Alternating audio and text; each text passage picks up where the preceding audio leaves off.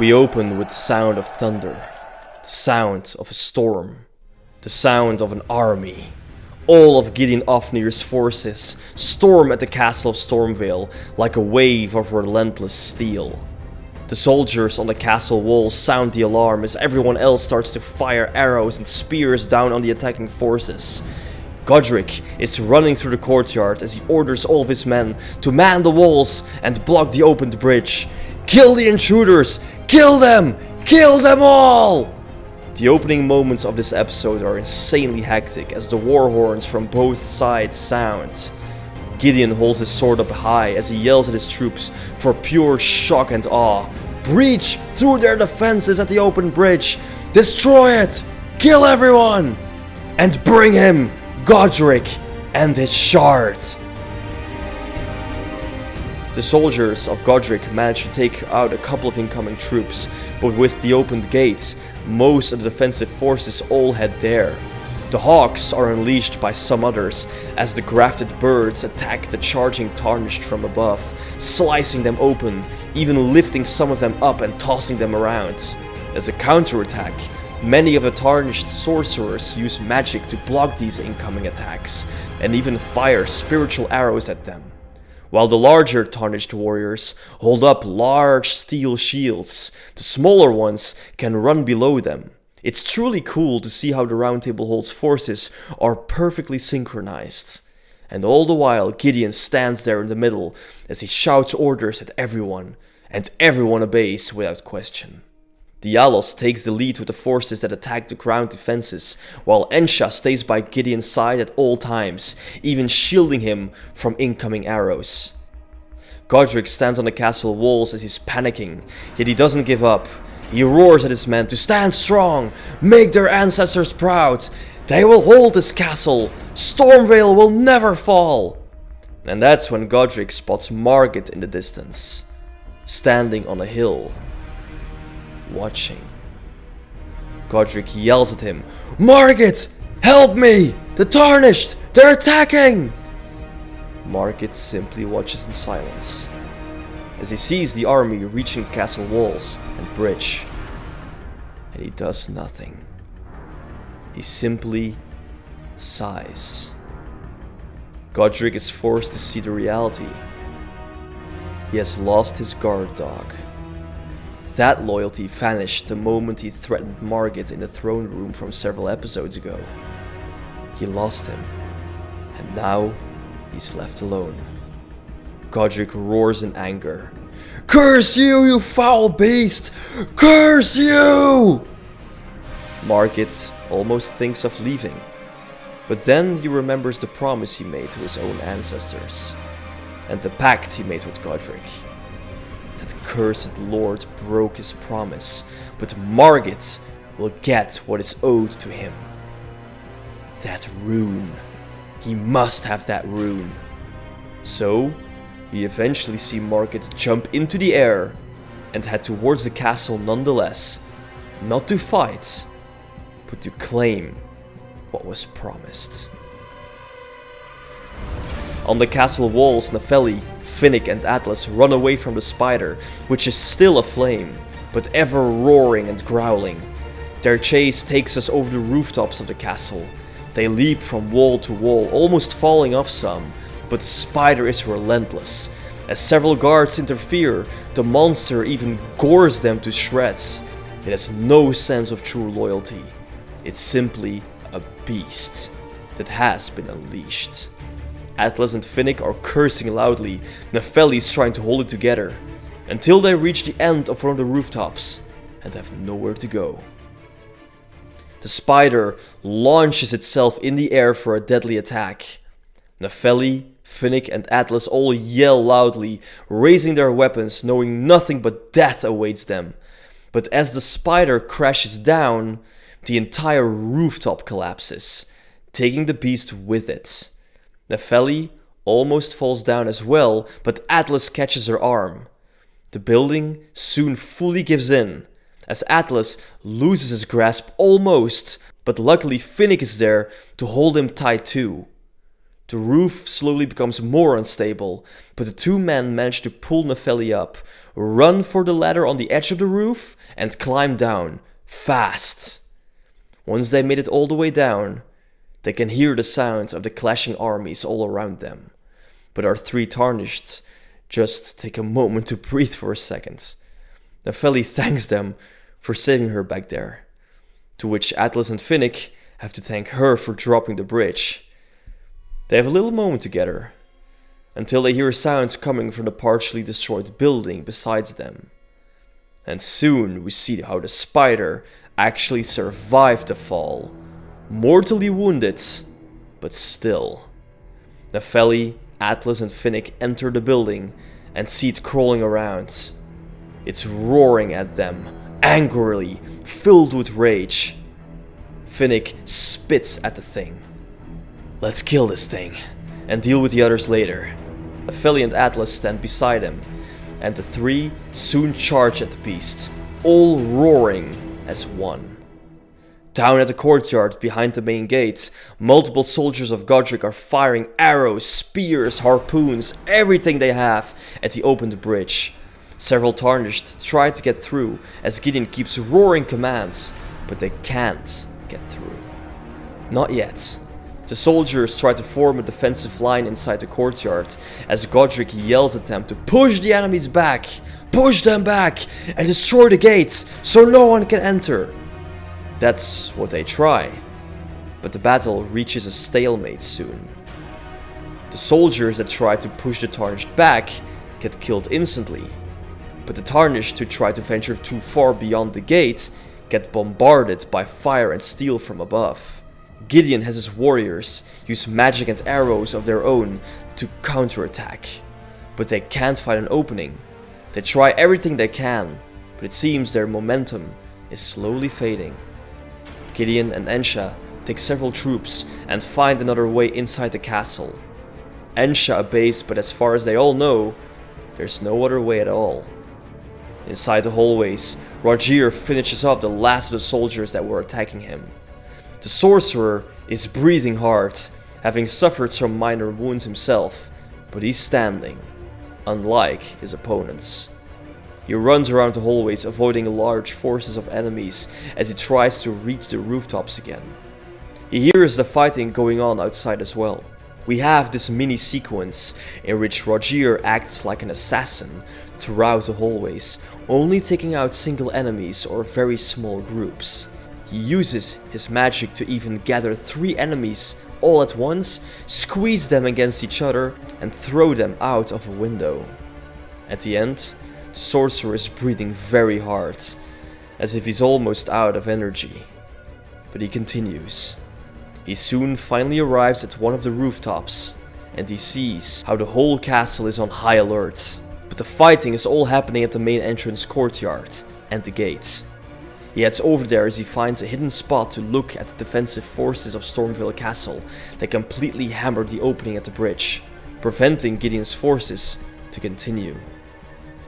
There are many soldiers, way too many to take them on just like that, so Rogier carefully approaches one post of soldiers that are manning one of the ballistas. And the moment they need to reload, the man takes them out. The intensity of the battle drowns out all of the sounds, and no one seems to notice. Rogier does this a second time as well, and he slowly approaches a post of defensive soldiers, but the moment he takes them down, several others notice him, and they sound a horn to alert everyone else. Gideon hears this as well from behind the gate. Rogier, in an immense final use of his magic, lifts a ballista into the air and launches it at several others, causing for a large part of the fences to cripple down. The tower on which the small group was partially collapses, causing for several bodies to fall over the edge of the wall and right in front of Gideon and his men. Gideon now peeks around the corner and sees Rogier standing on top of one of the stations, yelling at him, "Now! Attack now!" Gideon smiles and orders everyone to storm inside the courtyard. "Go! Their defenses have weakened! Go now!" we see all of Gideon's Tarnished storm through the gates and kill every single soldier in sight. The tables have turned once again. Rogier sees it all happening from a vantage point. He laughs, feeling powerful. Yes! Take them all! They have no chance against them now! But the moment he cheers, several soldiers of Godrick fire a harpoon at the tower he's standing on, causing it to collapse. Rogier tries to jump off, but he's too late. He tries to use some magic to save him from falling too hard, but due to his lack of energy, he barely slows down and hits the ground hard as the rest of the tower collapses on top of him. The rest of Gideon's forces all storm into the castle, into the hallways, into every single spot of the entire complex. At the collapsed building further inside, the battle between Nepheli, Atlas and Finnick against the spider continues. The monster has lost several limbs and is almost on its last legs in Spark of Life, but its ferocity is so immense that it just keeps going. Nepheli throws an axe at one of its eyes, hitting it, but it doesn't stop. They all hack and slash and evade its attacks. The monster even slams Atlas to the side, causing him to hit a wall very hard. That moment, Finnick yells loudly and charges at the beast head on. The monster charges back, but Nepheli takes the opportunity to jump on the monster's back and slashes through every single one of its limbs. Screaming in agony and terror, Spider tries to get Nepheli desperately off its back, but it's no use. Finnick starts to run around the place for the spider to chase after him, which it sort of does.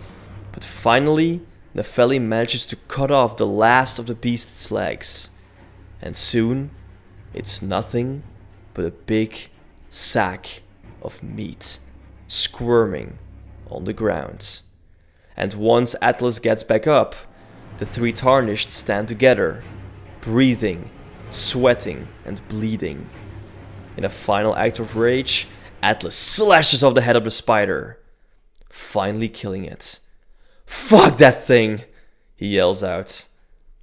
Finnick and Nepheli can't help but chuckle due to the intensity of everything. They quickly compose themselves and then head outside. We get a massive view of the battle.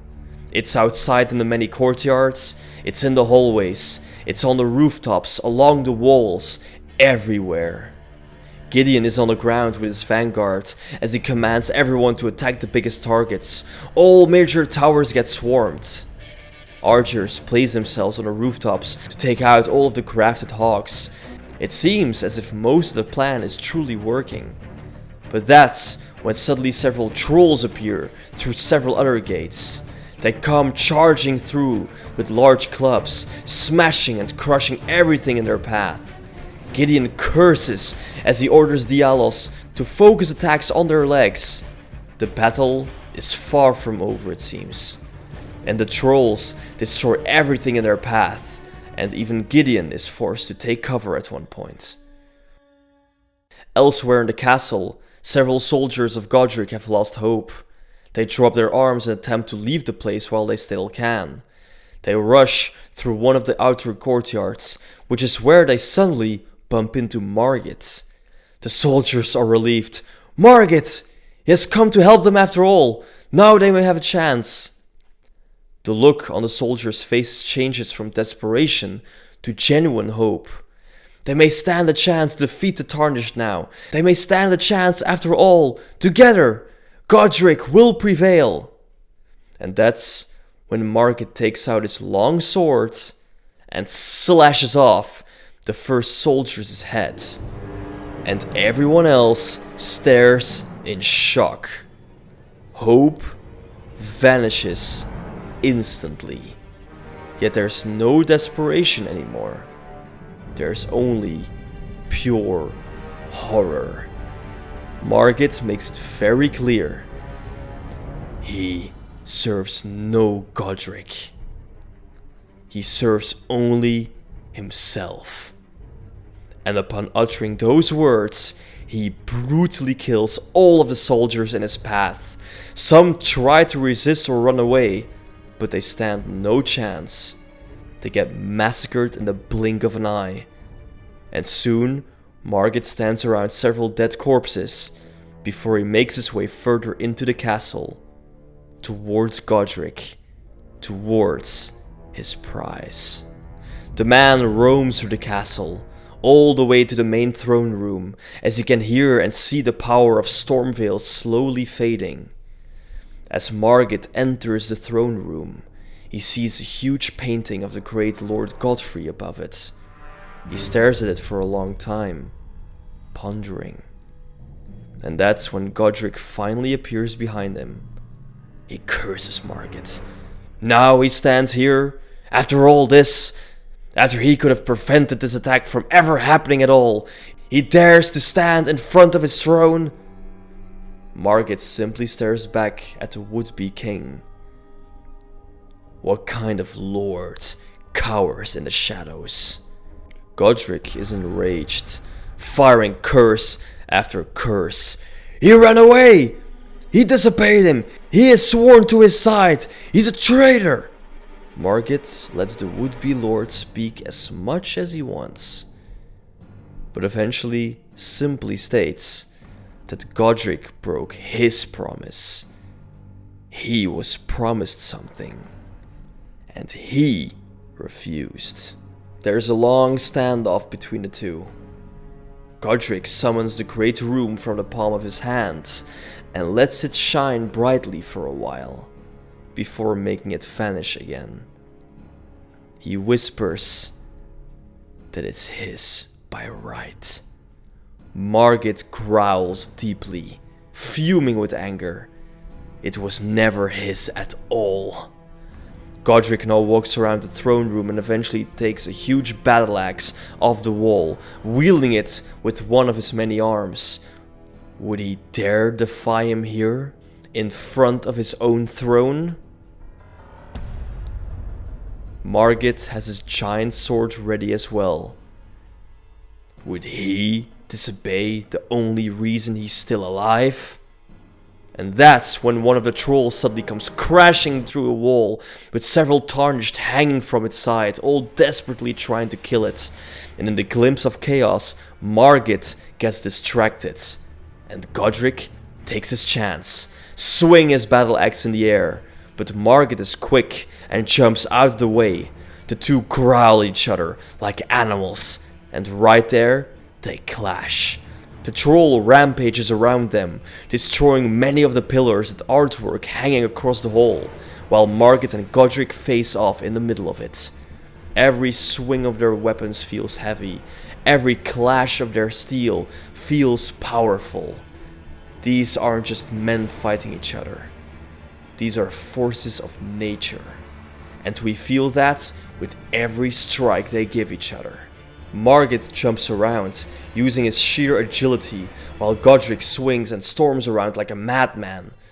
Several soldiers even try to help their lord, but Godrick often crushes them himself as he just runs around like a maniac, using no tactics whatsoever, just sheer desperation and rage. Soon, the troll behind them gets killed by the many tarnished. Godrick manages to strike Margit down for a moment, but then sees the troll collapsing right on top of his throne.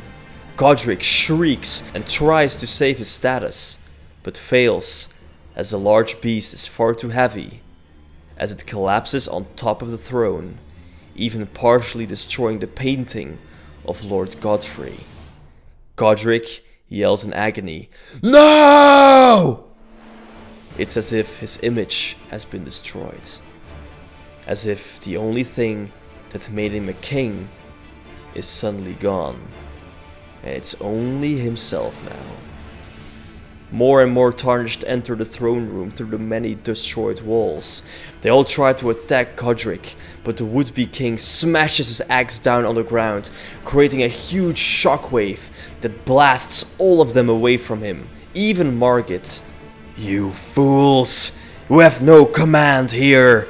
He is in command, and I command thee Kneel! It's a powerful moment, but ultimately pointless, as far too many Tarnished enter the throne room for Godrick to handle. The moment Margit wants to attack as well, the would-be lord runs away into the hallways away from Margit. A chase begins. Godrick uses everything he can to create distance between him and his pursuer, but Margit is absolutely relentless. And that's when suddenly a huge part of the main building collapses. We see outside that this is because Gideon is ordering his soldiers to man the catapults and fire at the main building, where they can see Godrick running around. As lots of debris come falling down, Godrick manages to get away, and Margit loses him. Cursing loudly, Margit gets partially buried beneath all the rubble and debris, but survives nonetheless. Bitter and angry that his prize is gotten away for now, he crawls out of the rubble and heads to one of the many courtyards, shaking the dust off him. Which is where he senses the presence of other Tarnished. Margit turns himself around, only to see Finnick standing there at the end of the courtyard. Finnick, along with Atlas, Nefeli, and some others. Margit looks at them with his huge sword in hand, and he calls them fools if they even think of approaching him. They stand no chance in the presence of a god. They know that. All the Tarnished stay silent, except for Finnick. His eyes are red, his teeth are bared, his fists are clenched. His blood is boiling, we can see it in his eyes. He opens his mouth and speaks to Margit. He killed his brothers and sisters. He will have his revenge. Right here, right now. There will be no escape. Finnick holds his sword even though his hands are shaking. He has no other thought or motive apart from vengeance. Margit stays silent and then smiles. Good. Finnick rushes forwards. Margit leaps into the air. Steel against steel, man against beast. Their battle cries are deafening. And right there,